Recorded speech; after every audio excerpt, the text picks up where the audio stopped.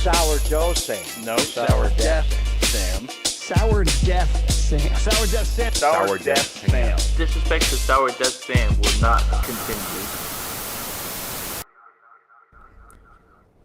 We finally made it.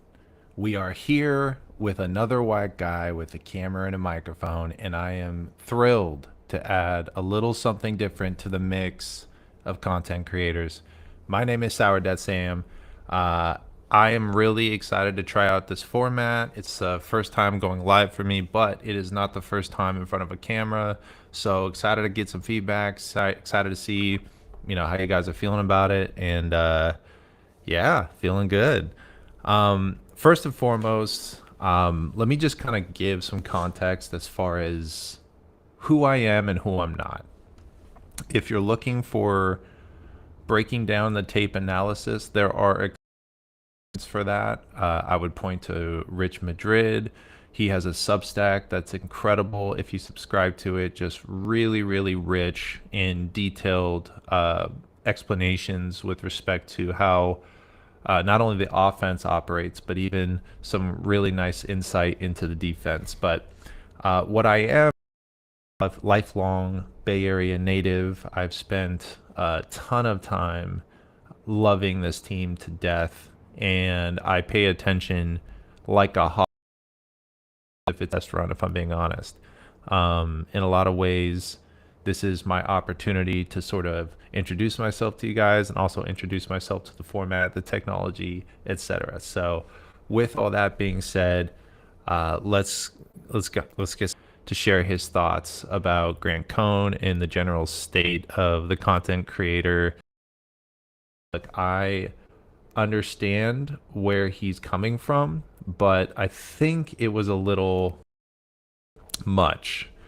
So let me give you guys some context. So effectively, Damon Bruce came on Larry Krueger's show, started explaining that effectively that it's not quite the highest form of journalism in age. It's tricky because on one hand, training camp are true. A quarterback might throw 6 interceptions in a practice, and then he to decide what to sort of be upset about and what not to be upset about. Truthfully, I think he could have been a little bit more diplomatic. I mean, I don't think it's his way, but let me go ahead and pull up the clip. Let me see if I can grab it for us, and then let's switch 21st century. This is what Steve Jobs imagined is trending on the internet. Something got fucked up. I am tired of a fan base that is trying football practice they went to as the first football practice they've ever seen. And they're going to use whatever they saw as starting point, finishing point of how they thought about the entire topic. I can't even stress. I cannot. And look, I see you after I did a great job. God bless you, Larry. That's going to matter when the curtain goes up on week one. This is football practice. Sort of true, sort of not. He makes is that it's not end all be all, right? Practice the beginning of the off season, and obviously we have OTAs right now. We're in training camp. There is something to be said about the level of preparedness that we would like to see our players at this stage. With that being said, if there is these coaches are making their decisions about their roster based on what's happening in these practices. It's what's happening. I mean, that's why players get cut. That's why players get kept. It has to do with the practices as much as it does with the games. In fact, Kyle Shanahan even alluded to the fact that these joint practices carry more weight potentially than the game. So partially right, partially not. But I do see what he's saying, which is that let's not get too bent out of shape about training camp results. That's what it is. It's football practice. Do you know how many times Dan Marino threw 4 interceptions in a football practice? No. No one does. No one covered football practice. He's making it's a good point. I mean, it doesn't matter. It's football practice. That's it. It's football practice. If you're going to get upset about football practice and try to delineate the entire quarterbacking lineage that somebody might have from one session of a joint practice with another team, you are the dumbest contributor to the conversation that we could possibly have tuned into. And I'm not saying it's you. But it is ridiculous. It just shows you what a bunch of boring, uninteresting lives live. Where you got to pluck interesting out of something that officially is not interesting. I am okay. So that's kind of where he begins to lose me a little bit. Here's the deal. We are in an era unlike any other, where back in the days, Grant Cohn, I always say this, he kind of reminds me of like the New York Post, right? The New York Times shows up on your doorstep, and there's this beautifully crafted headline about, you know, the state of the Knicks, or the state of, you know, whatever, the New York Giants or the Mets, whatever. And then the New York Post is just like one giant, like, clickbait headline right slathered right over the front with an image that's probably not flattering. And you have a choice. You can choose to indulge in the New York Post. You can choose to indulge in the New York Times. But they're separated. You can grab one and not have to read the other. The challenge that we deal with, and I wouldn't even say it's a challenge, I would just call it a reality of what we deal with currently in our media state, is that all of these journalists are sort of melted onto the same timeline. And these are a wide spectrum of opinions. These are people who think Trey Lance is better than Sam Darnold. There are people who think Sam Darnold is better than Trey Lance. There might be people who think Sam Darnold is better than Brock Purdy. And then, of course, we have the eternal battle of Brock Purdy and Trey. Ultimately, I know personally that Grant Cohn is an exceptional guy. He is a very, very nice guy, and he often goes out of his way to launch people's careers. Now, with that being said, it can get complicated in that sort of network, because he might say some things you might not agree with, and sometimes you don't know how to tussle with that. Ultimately, what it comes down to is these are two sort of different newspapers, and if they never had to exist on the same social media timeline together, there wouldn't be this type of conflict. And let me also say, I know, you know, I got Boomer in the, you know, bottom banner here, but let me be honest. I think Damon Bruce is someone who we grew up listening to. I mean, even just in this YouTube clip, there's such a broadcast prowess to him. Like, this is not his first rodeo. And I think there's currently a sort of existential war that is being fought between the way sports used to be covered and the way sports is currently being covered. And it's kind of a challenge to figure out how to balance that, especially if you're from sort of the old school way of doing things. I think there's pros and cons to both.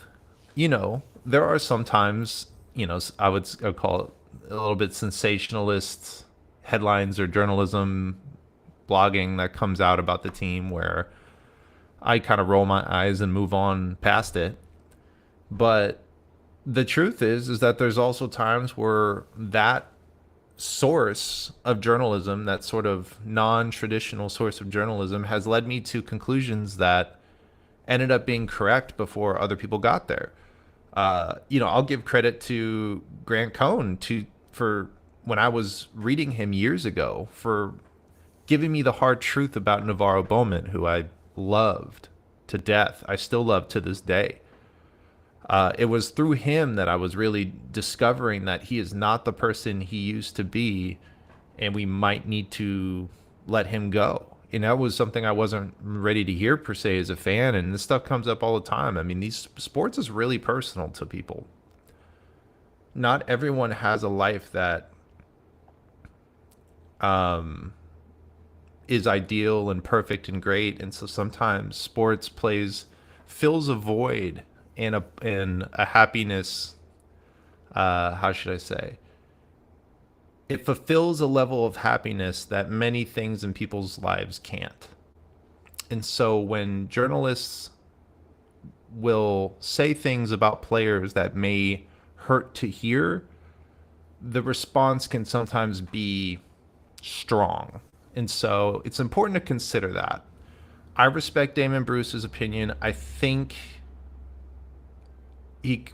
he maybe either could have just been specific and called out specific people. I don't think he necessarily meant the broad spectrum of content creators or bottom feeders, whatever. But I also do think that there's something he needs to reckon with, which is that there is an emerging hunger for that perspective. And so to Damon Bruce, I would encourage him to, really deep dive into the wide spectrum of content creators out there, because if Grant isn't for you, if some of these folks out there aren't for you, I guarantee you there are some exceptionally talented people who frankly are starting kind of on the YouTube route but are well on their way to reaching higher heights in journalism settings. I'm actually getting echo. Hold on. I honestly didn't think anyone was here, so I wasn't even looking at the comments. Let's see if we can fix this echo problem.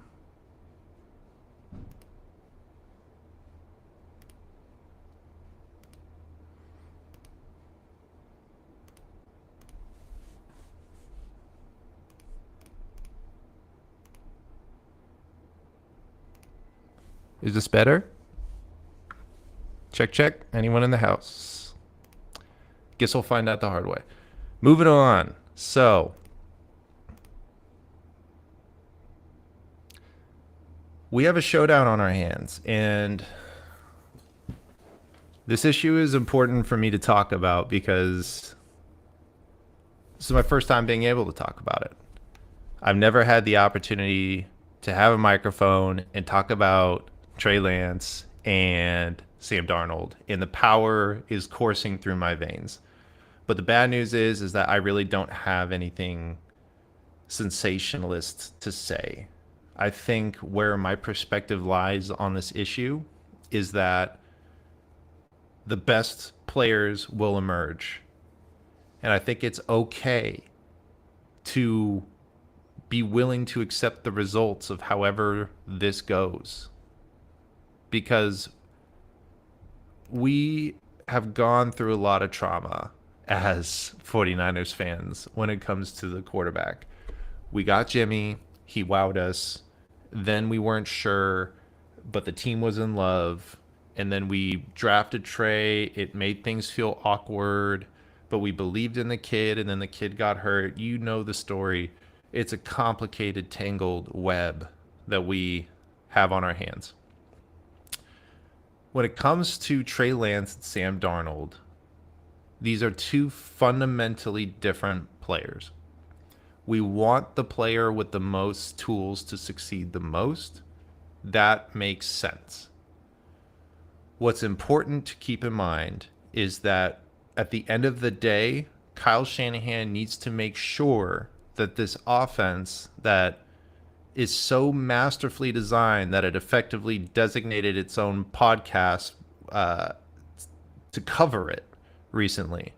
Jordan Rodriguez with The Athletic made an incredible podcast called The Play Callers. If you haven't heard it yet, take a listen. I hope I didn't botch your name. I think I might have, but the podcast is incredible, and it covers just how sophisticated not only his offense is, but to the point where other people are sort of in a rush to create their own version of the clone.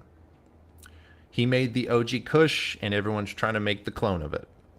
And so where we're at right now is we are looking for the proper candidate to be the custodian of that offense. More tools is great, The problem will lie in if more tools plus not enough consistency equals trouble. Trey Lance has exhibited significant progress. It has been noted by players at camp, it has been noted by coaches, and it doesn't seem like it's exactly fluff. It really does feel authentic coming from the parties that be. What's really going to matter is his performance tomorrow and his performance on the field the following week, and every single time he's on camera. It's got to be convincing, because if it's convincing, one of two things are going to happen. One, the coaches are going to be aware that when the lights are on, this kid can ball, and that if push comes to shove, he could be ready. And I don't know who knows? If Purdy throws a million more interceptions in practice every day, if he stacks days in the wrong direction, who knows, right? I mean, word is that Trey got indication that he still has a chance to compete if everything sort of falls the way he would like it to.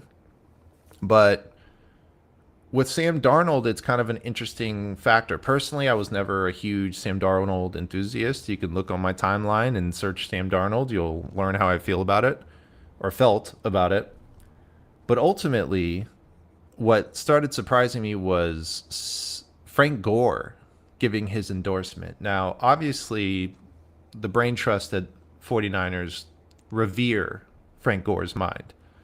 They brought him in. They wanted to be a part of the journey. And it's not the first time we've heard about his prowess as a sort of clever mind. What I am curious about is I want to see it with my own eyes.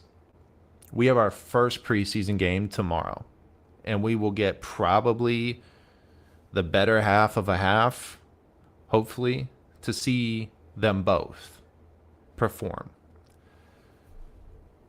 I love Trey Lance as a person. I love his tools. I laid awake at night wondering how amazing he could be and all the cool things he could do and all the ways he could fulfill the dreams that I've had of having our own Lamar Jackson inside of an offense like Kyle Shanahan's. But there's been a lot of ups and downs. There have been a lot of situations that have arisen, many of them out of his own control, that have put the 49ers in an awkward position where they don't have to sit and pray and hope that Trey could pan out, because they had Brock Purdy surprise them as someone who could pan out, be a good custodian of the offense. So we're in a weird moment right now. And this is going to be exciting to see. Ultimately, I think what I would, if I had one thing to say to 49ers fans, it would be this. Let's try to make sure that we don't get too bent out of shape about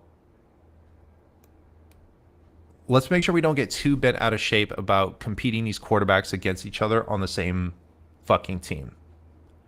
All right? Whoever wins the quarterback battle is the most eligible custodian of running Kyle Shanahan's offense effectively. And that's okay.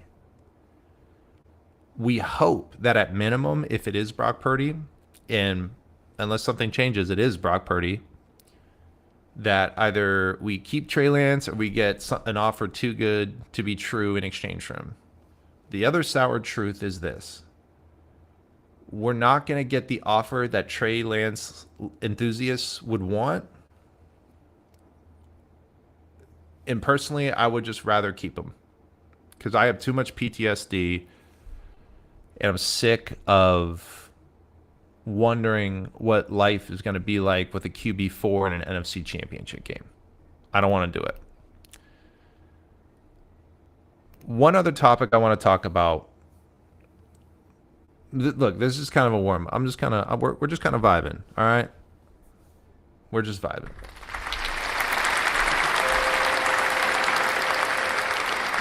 We're just vibing. Javon Kinlaw is another one of those situations on the 49ers that's so frustrating, because we knew from the beginning he could be great. And he can be great. But we have so much post-traumatic stress disorder from all this bullshit that keeps happening.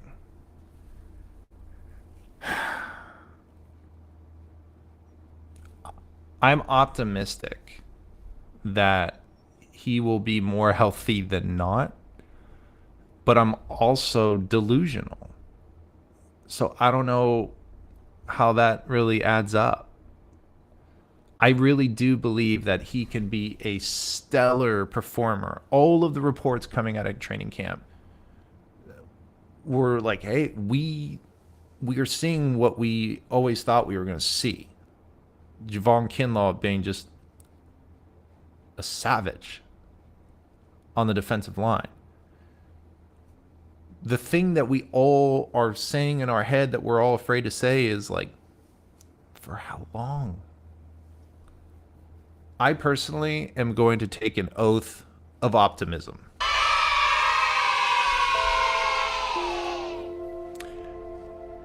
Javon Kinlaw, this is going to be your best season ever. You're going to have amazing things happen. Only good health. And you're going to be in the NFL top 100 players. And everything is going to work out great.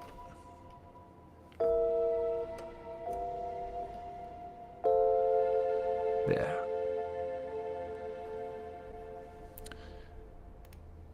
Fuck it. Let's open up some trading cards. So I've never opened up this pack before. This is a fresh pack. Let's see if the camera will focus. Yeah. Check that out. I don't know if the echo's gone. I don't know if anyone's watching. I don't know if people are deleting my number from their phone right now, but I'm having a good time. So I got these. Where did I get these? I got these cards. What was like? It was like a shrimp festival. There's like a vendor selling these cards. What was it? Crawdad Festival. I got these out at a Crawdad Festival. Shout out Crawdad Fest. And these bad boys are sick. Like, I couldn't resist. This is just super up my alley. So I gotta try it out. Man, I hope there's not still an echo. If there is, I'm sure no one's watching. So this is really just me talking to myself. But I'm enjoying this for me right now. Alright, so there's a lot of these. So I don't know if I'm going to do all of... Oh, shit. Oh, fuck, man. These aren't fucking trading cards, dude. They're playing cards. Oh, I'm so disappointed. Like, they're cool, but they're not nearly as fucking cool as I thought they were going to be. Like, I thought I was going to pull out, like, a Jerry Rice rookie card on live. Instead, I'm just going to play fucking solitaire with Derek Thomas and Jeff George. Ay, Dios mío, dude. This sucks, dude. This is garbage. Well... That's my show. Like and subscribe or jump off a bridge, whatever seems most fitting at this moment for you. And honestly, if you were watching, I appreciate it. Truthfully, this is a test run. It looks like I've got some work to do on the echo, which is a drag. But if you sort of like what you were saying or don't like what you were saying, just let me know. Happy to hear about all your grievances. I do every day on 49ers Twitter. So what difference would it make if it was aimed in my direction? I might get a kick out of that. We'll see. But anyways, that's it. Thanks for watching. Like, subscribe, text me, call me, beat me. And yeah, send me things for my birthday. God bless.